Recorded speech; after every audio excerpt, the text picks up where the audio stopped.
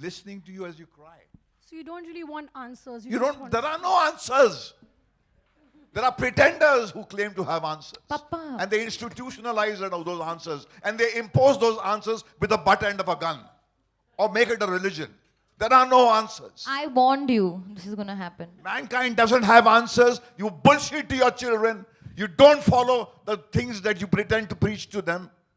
They see it. I have never pretended to my children that I was in possession of the virtues that people flaunt. That's why they feel that they are not misfits with me. I am a misfit at 71. I can't expect a young little girl to fit into this sick world where brutality is legitimized. Papa. So nothing is wrong with you, darling. Nothing is wrong with you. The psychiatrist wants to fit you into this brutal world. He is more sick. Papa. And small talk is for the small, so for the very small. You don't have that chip, na? No. Okay, one more question.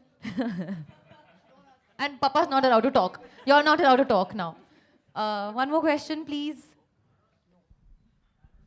A nice question. No. Nobody wants to ask questions. It's come to Pooja actually. Pooja, you have always been a extremely honest, vocal person about everything you feel. We all know if you feel something, you will say it. Like the way Shaheen has so brutally and so honestly said, and she just put it out there for everyone bare so they can just see it. You've had similar experiences in your life where you felt a certain way. Do you have the ability to also put it out there so bluntly to yourself and to the world? Well, I think that it's a genetic flaw that we've inherited from our father, is that, you just say things as they are, not the way people expect you to say them. And I think the reason that you're so successful, my love, is because you have not inherited that exactly like me and Shaheen have, and you are able to separate the two. Because too much truth does not go down well in Bollywood. And we are living in a fake world full of appearances where people don't want you to say, I'm not okay.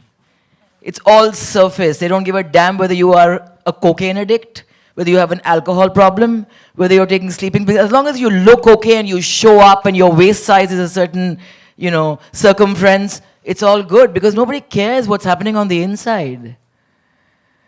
But I just want to go back to the day when my mother woke me up one afternoon and said, wake up, Pooja, you have a sister. And it was the 28th of November, and my father called her from the hospital when Sony gave birth to you. And it was a moment that I won't forget. And people might look at us and say that, oh, you guys are a very dysfunctional family, but I can assure you our dysfunctionality is far more functional than most of your functionality.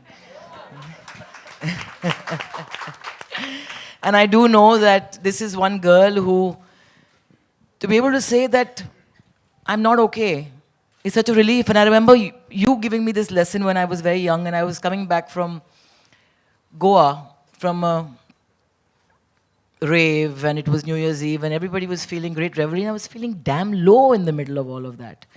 And I called him, and I said that, I'm feeling almost suicidal. I just want to walk into the ocean and never come back. What will be lost to mankind? So he said, if you can say that, that means you're not going to do it. And then he said, do you remember Humpty Dumpty sat on the wall, Humpty Dumpty had a great fall? I said, yes. So he says, Pooja, then Humpty Dumpty falls down, and then it's up to the king's horses and the king's men to put Humpty Dumpty back together again. It's not your problem, fall apart. So that's all I've continued to do all my life, is fall apart, and then pick up the pieces, and then fall apart, and pick up the pieces, and then strangely you get more solid. And I think the Japanese have a term for this, is when a piece of porcelain or something beautiful breaks, they actually fill the cracks with gold because they celebrate that brokenness. And I think that if we can, all of my father's greatest work has been stuff that's come out of his brokenness, supposedly. Whether it's Zakham, whether it's Taste of Life, whether it was Arth, anything, Saranj, never came from comfortable places. And I think that today to sit here with this brave young lady who I know is going to be my go-to person when this man is not on the planet anymore, only you. Because she's the only one who gives me that strength. Is because she is one person who I can look at and say, you know what, Shaheen, pardon my French, I'm feeling fucked right now. And she said, it's okay. It's all good. It's all good. Because I feel the same. So it's good, and I've rambled. But yeah, I think that whether it was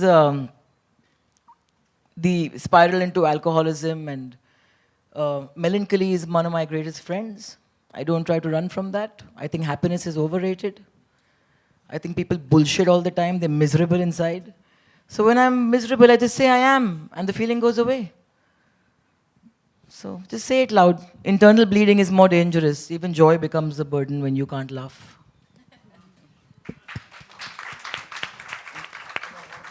Says, soon you get used to the embarrassment of being yourself. And you just stop trying too hard. But I'm sorry to interrupt when you throw the towel. I must tell them the story. Remember that time when there was a unfortunate situation where there was a young lady who had killed herself. And we were all sitting at your home in Juhu. And Alia came in and she was like, what's going on? What's going on? I said, no, this has happened and somebody tried to kill themselves. They did kill themselves. So she said, oh God. And why would anyone do that? And then Shaheen said, well, I've contemplated suicide. And then I said, and so have I. And Alia was in the middle looking at Shaheen and looking at me and says, oh my God, what's going on? Both my sisters have tried to kill themselves or contemplated it. Remember that moment? So we had a great laugh about it and we're sitting right here. So we're It's not not funny. It's not funny. Not, Papa, you've mentioned time and again when we've had conversations that you've kind of felt maybe you've been depressed all your life and you just never knew about it. You feel a sense of like a melancholic feeling. Do you, when you've read Shaheen's book, you heard her speak about, you know, the way she feels. Do you relate to it? And in what way do you relate to it? I think when Shaheen, in 2007, when UG Krishnamurti was dying and I came back for the first time before I went back, I read out to her a very intense piece of what I felt with him, because I was certain that he was going away. And he was the very breath of my existence and the bedrock on which the edifice called Mahesh Bhatt stood. And I remember at midnight after I came back and I read out to her the piece because I wanted to exhale. And she was hardly 18 or 19 and I read out to her and I could see that she inhaled me and she absorbed me, and then she said to me, Daddy, your life is over.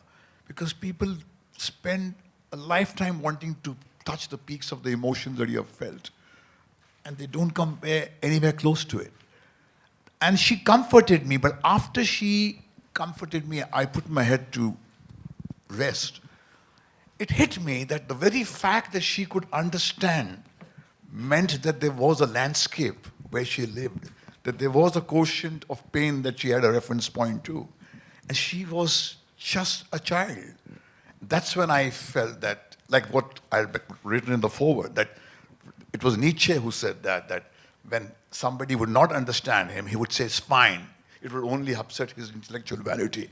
But his heart would bleed when he would feel that, oh, this guy understands me or she understands me. That means the person has a reference. But I think Shaheen did tell me that it was because she found me the way I was, she could cope with the lows of life because she felt that, oh, my old man has been through this and he has survived.